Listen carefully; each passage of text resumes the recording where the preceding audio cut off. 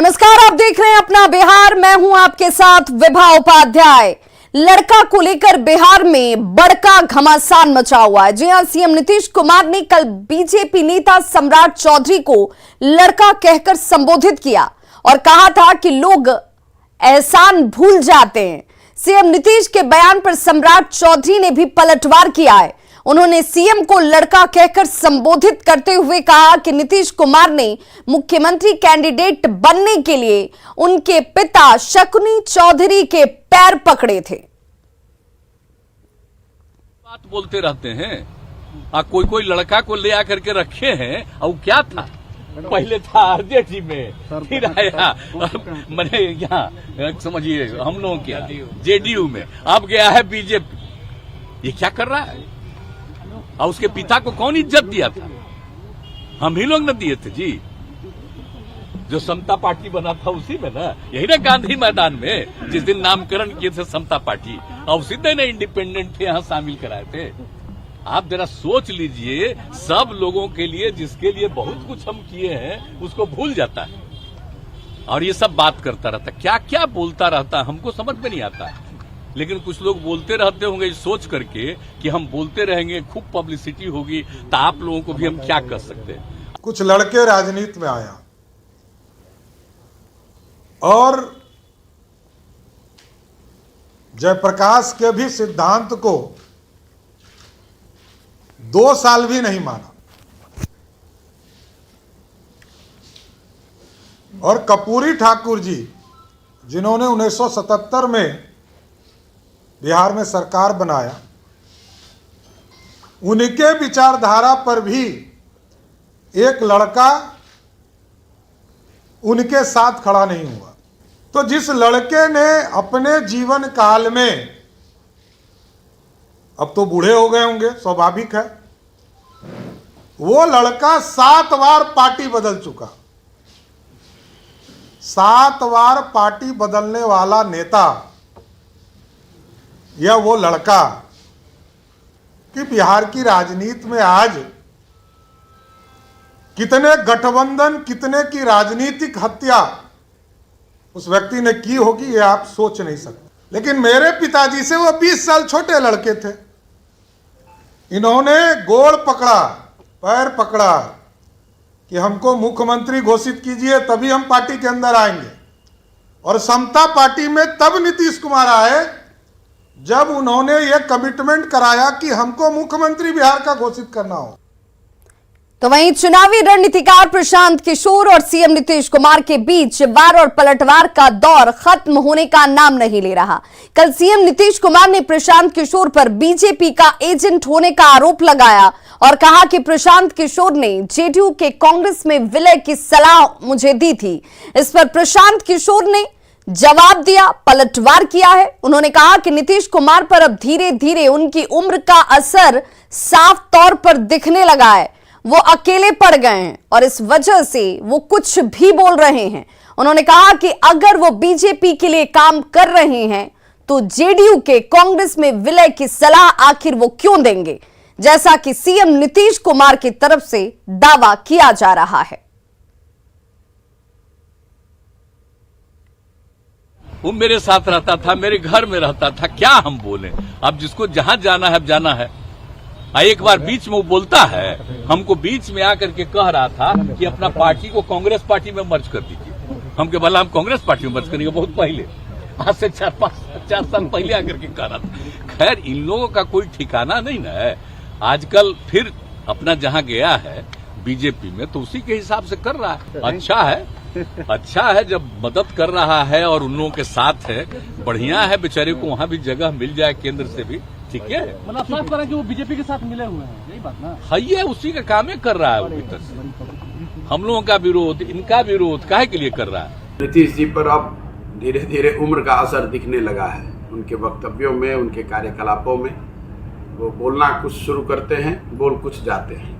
अब आप ही देखिए, उन्होंने कहा कि मैं भाजपा के एजेंडे पर काम कर रहा हूं और उसी के साथ ये भी कह दिया कि मैंने उनको कहा कि आप कांग्रेस में अपने दल का विलय कर दें। दोनों बात तो कैसे संभव है? अगर मैं भाजपा के एजेंडे पर काम कर रहा हूं तो मैं कांग्रेस को मजबूत करने के लिए क्यों कहूँगा कि जदयू कांग्रेस में मर्ज कर जाए, और अगर दूसरी बात सही है तो पहली बात सही नहीं होगी। तो ये उम्र का असर है। अंग्रेजी में वर्ड जो है थोड़ा डिल्यूजनल हो गए हैं, घबराहट भी है और कहीं ना कहीं राजनीतिक तौर पे अकेले पड़ गए हैं, ऐसे लोगों से घिर गए हैं जिन पर उनका खुद का विश्वास नहीं है। नीतीश कुमार के उम्र को लेकर प्रशांत किशोर की टिप्पणी के बाद मंत्री अशोक चौधरी ने पलटवार किया है। उन्होंने अस्थिर नेता बताया और कहा कि प्रशांत किशोर का कोई एजेंडा नहीं है, वे खुद के फायदे के लिए काम करते हैं। प्रशांत किशोर जी ने तो ऐसी कौन सी पॉलिटिकल पार्टी है जिसके लिए काम नहीं किया है? भारतीय जनता पार्टी के लिए उन्होंने काम किया, जदयू के लिए उन्होंने काम किया, टीएमसी के लिए उन्होंने काम किया, यूपी में कांग्रेस के लिए उन्होंने काम किया, फिर जगन रेड्डी के लिए काम किया। ये तो साल जैसे जैसे जहां जहां चुनाव होता रहा है वहां पर इनका एजेंडा बदलता रहा है।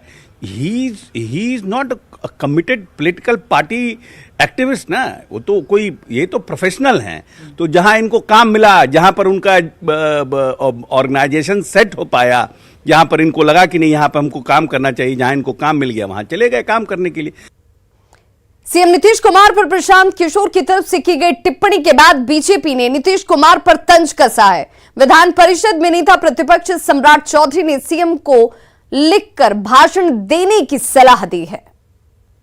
नीतीश कुमार जी भूल जाते हैं, उन पर भी बयान देना हमको लगता है कि न्याय उचित अब नहीं होगा कि बिहार के मुख्यमंत्री जब भूल ही जाते हैं वो क्या भाषण बोल रहे हैं उनको खुद ही नहीं पता है, तो उनका स्क्रिप्ट लिखवाना अब पड़ेगा। और हम लोग ये प्रयास करेंगे कि अब उनको स्क्रिप्ट लिखने की आदत हो।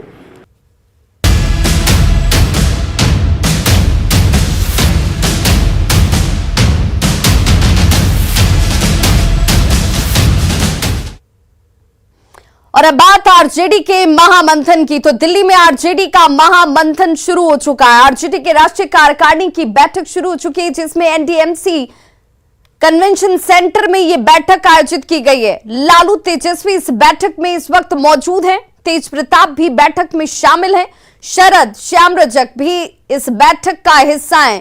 तमाम सांसद और विधायकों की भी मौजूदगी इस बैठक में देखी जा रही है। हालांकि जिसे लेकर सबकी निगाहें टिकी हुई थी, जिसे लेकर बार बार सवाल खड़े किए जा रहे थे, जगदा बाबू वो जगदानंद सिंह अभी तक इस बैठक में शामिल होने के लिए पहुंचे नहीं है। पूर्व कृषि मंत्री सुधाकर सिंह हालांकि इस बैठक में जरूर मौजूद हैं, जो जगदानंद सिंह के पुत्र हैं और वो इस बैठक में शामिल हैं, लेकिन जगदानंद सिंह के नहीं आने पर अब तक किसी ने कोई प्रतिक्रिया सामने नहीं रखी है।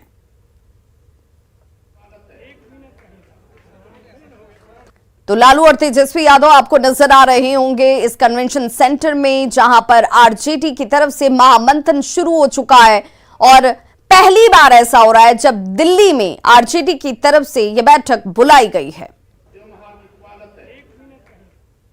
और इसी बीच बड़ी खबर यह आ रही है कि एक तरफ जगदानंद सिंह बैठक में नहीं पहुंचे हैं, वहीं उनके बेटे और पूर्व मंत्री सुधाकर सिंह बैठक में शामिल हो चुके हैं। सुधाकर ने बड़ा बयान देते हुए कहा कि उन्होंने जो सवाल पहले उठाया हुआ है वो उस सवाल पर अब भी कायम है, यानी अपने बयान से वो पीछे हटने को तैयार नहीं है।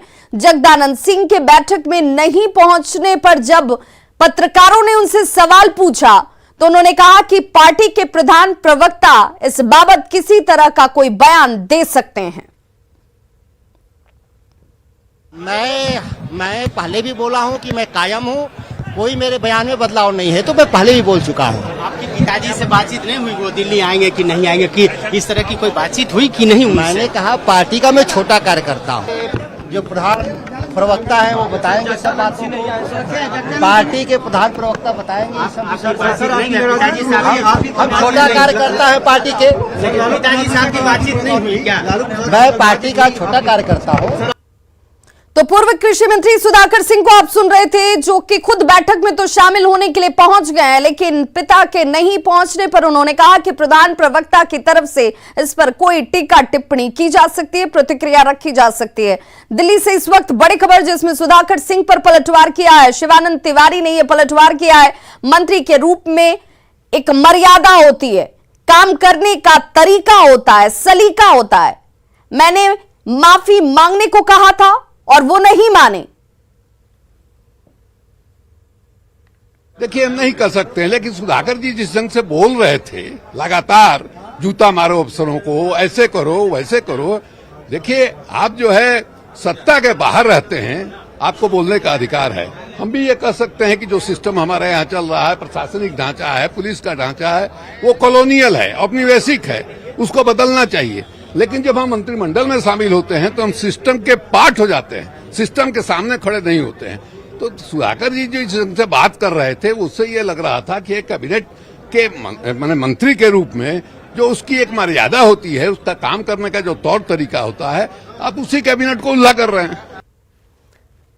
और संवाददाता अमितेश हमारे साथ इस वक्त सीधे जानकारी के साथ जुड़ चुके हैं दिल्ली से। अमितेश, बैठक की शुरुआत हो चुकी है। बैठक में सिर्फ एक यहाँ पर जगदानंद सिंह को छोड़ दिया जाए तो बाकी तमाम लोगों की मौजूदगी नजर आती है। जी हाँ, बिल्कुल। आरजेडी के प्रदेश अध्यक्ष हैं जगदानंद सिंह और वो आज इस महत्वपूर्ण बैठक में शामिल होने के लिए दिल्ली नहीं पहुंचे हैं। निश्चित रूप से आरजेडी के लिए चिंता का विषय है और आरजेडी के भीतर जो नाराजगी है जगदानंद सिंह की, और जो पूरा प्रकरण हुआ था जिसमें सुधाकर सिंह जो कि जगदानंद सिंह के बेटे हैं उनका इस्तीफा हुआ था, ये तमाम प्रकरण है उसका एक तरह से रिफ्लेक्शन दिख रहा है आज की बैठक में। और साफ तौर पर दिख रहा है कि जगदानंद सिंह की नाराजगी है, जिसके चलते आज आरजेडी की राष्ट्रीय कार्यकारिणी की बैठक दिल्ली में हो रही है, अभी चल रही है। उस बैठक में शामिल होने के लिए नहीं पहुंचे हैं। आरजेडी के लोगों को उम्मीद थी, उनकी तरफ से कहा जा रहा था कि 11 बजने दीजिए, उसके बाद हो सकता है जगदानंद सिंह आ जाए, लेकिन जगदानंद सिंह निश्चित रूप से नाराज हैं और उनकी नाराजगी का ही कारण है जिसके चलते आज की मीटिंग में शामिल नहीं हो रहे हैं। उनके बेटे सुधाकर सिंह जिन्होंने इस्तीफा दिया था कृषि मंत्री के पद से, उनसे जब मेरी बात हुई, उनसे जब मैंने जानने की कोशिश की तो सुधाकर सिंह ने कहा कि इस बारे में आरजेडी के लोग बताएंगे, लेकिन सुधाकर सिंह खुद इस मीटिंग में शामिल होने के लिए पहुंचे हुए हैं। अमितेश, सुधाकर सिंह के बयान से तो ये जाहिर हो गया कि अब वो अपने पिता को लेकर किसी तरह की प्रतिक्रिया देने से बच रहे हैं। उनका सीधे तौर पर कहना है कि आरजेडी के अंदर शीर्ष नेतृत्व या फिर जो प्रधान प्रवक्ता है वो कोई स्टेटमेंट इसे लेकर दें तो बेहतर होगा। क्या आपको लगता है कि पार्टी के अंदर से इसे लेकर कोई कुछ बोलने को तैयार दिख रहा है? देखिए, पार्टी के भीतर इस मुद्दे पर कोई भी बोलने से बच रहा है। जब मेरी बात हुई आरजेडी के सांसद मनोज झा से तो उन्होंने भी साफ तौर पे कहा था कि जगदानंद सिंह केवल हमारी पार्टी के नेता नहीं है, बल्कि जो डिप्टी सीएम है तेजस्वी यादव, उनके अभिभावक भी हैं। तो जगदानंद सिंह को अपनी तरफ से पूरा सम्मान देना चाहती है आरजेडी, और आरजेडी को लगता है कि अपनी तरफ से कोई ऐसा मैसेज न जाए जो कि पार्टी के वरिष्ठ नेता जगदानंद सिंह को लेकर के हो, जिससे गलत संदेश जाए कैडर के बीच में और तमाम लोगों के बीच में। लिहाजा आरजेडी की तरफ से सम्मान दिया जा रहा है, कहा जा रहा है जगदानंद सिंह डिप्टी सीएम तेजस्वी यादव के भी अभिभावक हैं, लेकिन जो हकीकत है वो बिल्कुल सामने है। तेजस्वी यादव चाहे मनोज झा या बाकी लोग जो भी कहें, जगदानंद सिंह इस बैठक में शामिल नहीं हुए हैं, दिल्ली नहीं पहुंचे हैं, तो अपने आप में उनकी नाराजगी को दिखाता है। बिल्कुल अमितेश, सुधाकर सिंह ये कह रहे हैं कि वो अपने स्टेटमेंट पर जो पहले उनकी तरफ से दिया गया उस पर आज भी वो कायम है। इस्तीफा उन्होंने इसी बाबत दे भी दिया, इस्तीफा स्वीकार कर लिया जाता है, लेकिन शिवानंद तिवारी के बयान से ये जाहिर है कि सुधाकर सिंह का मसला अभी भी पार्टी के अंदर ठंडा नहीं हुआ है। बिल्कुल, सुधाकर सिंह का मसला पार्टी के भीतर ठंडा नहीं हुआ है। खासतौर से सुधाकर सिंह ने जो कहा, जब मैंने उनसे सवाल पूछा कि क्या आपने जो कहा था उस बयान पर कायम है, उन्होंने साफ साफ शब्दों में कहा कि मैं अपने बयान उठाए थे मंत्री रहते हुए, जिसके बाद उनको इस्तीफा देना पड़ा, उस मुद्दे पर अभी भी कायम है। बतौर विधायक आरजेडी में अभी भी मौजूद है सुधाकर सिंह, लेकिन उन्होंने जो मुद्दे उठाए थे बतौर कृषि मंत्री, उस मुद्दे पर अभी भी कायम है, उन्होंने साफ साफ शब्दों में कहा। और शिवानंद तिवारी का जो हमला था, उनका जो निशाना रहा सुधाकर को लेकर के जो उन्होंने बयान दिया शिवानंद तिवारी ने, उसके बाद बिल्कुल साफ है कि आरजेडी के भीतर इस मुद्दे पर सब कुछ ठीक ठाक नहीं है। यानी सुधाकर सिंह के इस्तीफे के बावजूद सुधाकर सिंह का जो प्रकरण है वो अभी आरजेडी के भीतर खींचतान का कारण बना हुआ है। अमितेश, इस तमाम हालात को देखकर क्या ये माना जाए कि इस वक्त आरजेडी भी, चाहे वो जगदानंद सिंह की बात हो, सुधाकर सिंह की बात हो या तमाम दूसरे ऐसे विषय हो जहां पर सरकार जो चल रही है महागठबंधन के असहज हो जाती है, वहां पर सबसे बड़ी प्रायोरिटी ये है कि चाहे वो कोई भी सूरत हो, कोई भी परिस्थिति हो, सरकार चलती रहनी चाहिए, चाहे इसके लिए कुर्बानी किसी की भी और कहीं तक देनी पड़ जाए? देखिए, आरजेडी की तरफ से एक तरह से सुधाकर सिंह का जब इस्तीफा हुआ तो उसमें एक संदेश बिल्कुल साफ था। जो सुधाकर सिंह के पूरे प्रकरण को देखें, बतौर कृषि मंत्री उन्होंने जो सवाल उठाए थे उससे एक मैसेज गया कि सरकार के अगेंस्ट ही बात कर रहे हैं। और दूसरी तरफ जो कैबिनेट की मीटिंग चल रही थी उसमें सुधाकर सिंह वहां से उठकर चले गए थे मुख्यमंत्री और उप मुख्यमंत्री के सामने, तो वो भी एक तरह से कहीं ना कहीं अनुशासनहीनता का कारण लगा आरजेडी को।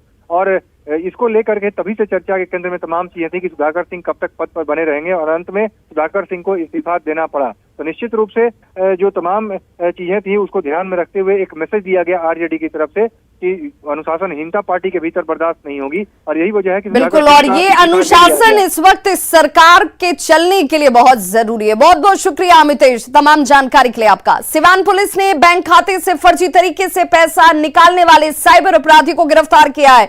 अपराधी के पास से 2 लाख रुपए कैश सहित एटीएम कार्ड, मोबाइल फोन की बरामदगी की गई है। तस्वीरें आप इस वक्त देख रहे हैं। गिरफ्तार जिस शख्स को किया गया है वो इस वक्त आपके टीवी स्क्रीन पर महादेवा ओपी के मालवीय चौक से शख्स की गिरफ्तारी की गई है। पकड़ा गया आरोपी बड़हरिया थाना क्षेत्र का निवासी है जिसका नाम हसरत अली बताया जा रहा है। पुलिस गिरफ्तार आरोपी से इस वक्त पूछताछ कर रही है। आरोपी से पूछताछ के आधार पर पुलिस अब इसके अन्य सहयोगियों और आरोपियों की गिरफ्तारी के लिए कार्रवाई करती नजर आएगी। गंडक नदी ने लोगों को परेशान कर रखा है। वाल्मीकि नगर गंडक बैराज से पानी छोड़े जाने के बाद गोपालगंज के कई इलाकों में बाढ़ जैसे हालात हो गए हैं। सदर प्रखंड का राजवाही गमहारी गांव इस वक्त इस बाढ़ के पानी में डूबा हुआ है और इसी हालात में लोग जीने को मजबूर।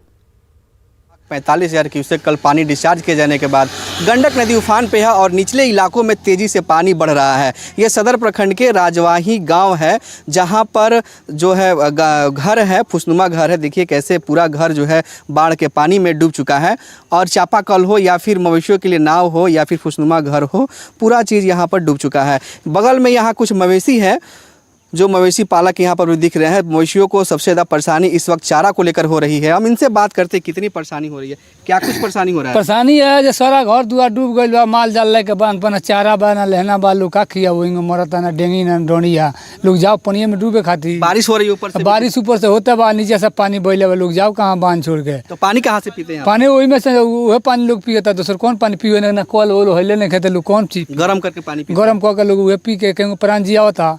क्या करो? क्या नाम है आपका? मदन भगत। एक और तस्वीर दिखा रहे हैं जहां पर इस वक्त जो है जिनके घर जो है बाढ़ के पानी में डूब चुके हैं वो लोग सड़क किनारे कैसे जो है शरण लिए हैं। ये गोपालगंज बेतिया का स्टेट हाईवे है जहां पर सड़क किनारे सिर्फ एक बैलगाड़ी है और बैलगाड़ी पर ही पॉलीथीन तानकर ये लोग शरण लिए हैं। चूँकि आसमान से बारिश हो रही है और नीचे गंडक नदी की तबाही है।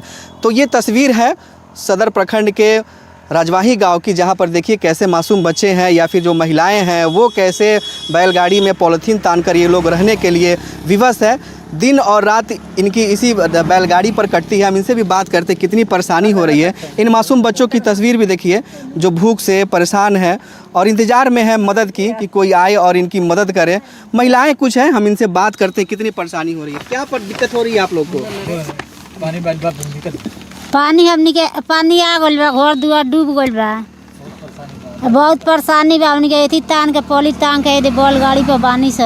तस्वीरों में कैसे चूल्हा जो है मिट्टी का भींग चुका है और टूट चुका है, लिहाजा जो लोग हैं यहाँ पर बेहद परेशान है और इनकी परेशानी बढ़ती जा रही है। चूँकि आसमान से भी बारिश हो रही है, अब देखना होगा कि प्रशासन कब तक इनकी मदद के लिए आगे आता है। गोविंद कुमार, न्यूज़ 18। बिहार में एक बार फिर से डेंगू का कहर तेजी से बढ़ता जा रहा है और इस बीच कटिहार से भी 2 मामले सामने आ चुके हैं जबकि कई लोगों की जांच रिपोर्ट अभी आनी बाकी है। ऐसे में डेंगू के बढ़ते कहर को देखते हुए स्वास्थ्य विभाग भी अलर्ट मोड पर है। कटिहार सदर अस्पताल में विशेष डेंगू वार्ड बनाए गए हैं। मौके से ज्यादा जानकारी दे रहे हैं हमारे सहयोगी सुब्रत गुहा। डेंगू के डंक से पूरे बिहार में त्राहिमाम मचा है। इस बीच हम कटिहार के तैयारी दिखा रहे हैं। यह डेंगू वार्ड है और अभी तक हालांकि कोई पेशेंट यहाँ नहीं है, लेकिन 2 मरीज मिले हैं जिसके बाद उन लोगों को पटना बेहतर इलाज के लिए भेजा गया है। फिलहाल इस तरह से 4 बेड है, 1 बेड की और तैयारी है, 5वां बेड भी तैयार है। तो ये डेंगू वार्ड बनाया गया है। 2 मरीज यहाँ के अभी इलाजरत है, वो पटना में इलाज रहा है। कई सस्पेक्टेड केस भी है। उसके बाद स्वास्थ्य विभाग पूरी तरह तैयार है। बात कर लेते हैं जो इनके प्रभार में है। सर क्या तैयारी है कटिहार स्वास्थ्य विभाग के पास डेंगू को लेकर? हाँ, डेंगू के लेकर हम लोग तैयारी कर चुके हैं, जिसमें 2 केस मिली थी, अभी रेफ़र किया गया है और सस्पेक्टेड है और केस, और जांच भी हम लोग NS1 AG और एलाइजा का IgG और IgM करके पुष्टि करते हैं। अभी जैसा कि हम लोग देख रहे हैं मच्छरदानी का यूज़ किया जा रहा है। इस सिचुएशन में मच्छरदानी लगा करके ही हम लोग सेफ्टी मतलब ले सकते हैं, और भी सारा मतलब प्रोटोकॉल्स है जिसको कि फॉलो करना है। घर में लोग कैसे बचाव कर सकते हैं? घर में बचाव करने के लिए जो अपना कूलर और आसपास में जो पानी जमा हुआ है उसको जो है नीट एंड क्लीन रखना है, साफ़ सफाई पे ध्यान देना है और ज़्यादा से ज़्यादा नेट का यूज़ करना है। तो निश्चित तौर पर डेंगू जिस तरह से पूरे बिहार में स्प्रेड कर रहे हैं, लोगों को भी सचेत होने की जरूरत है ताकि ये महामारी का रूप ना ले सके। सुब्रत, न्यूज़ 18 कटिहार। तो खबरों का सिलसिला लगातार जारी है, आप देखते रहिए न्यूज़ 18 बिहार झारखंड, यहां खबरों का सिलसिला कभी नहीं थमता। बिहार और झारखंड में न्यूज़ 18 का बजा डंका, प्रदेश की जनता ने दिखाया न्यूज़ 18 बिहार झारखंड पर भरोसा। न्यूज़ 18 बिहार झारखंड बना प्रदेश का नंबर 1 चैनल। आपके प्यार और भरोसे के लिए शुक्रिया। प्रदेश का नंबर 1 न्यूज़ चैनल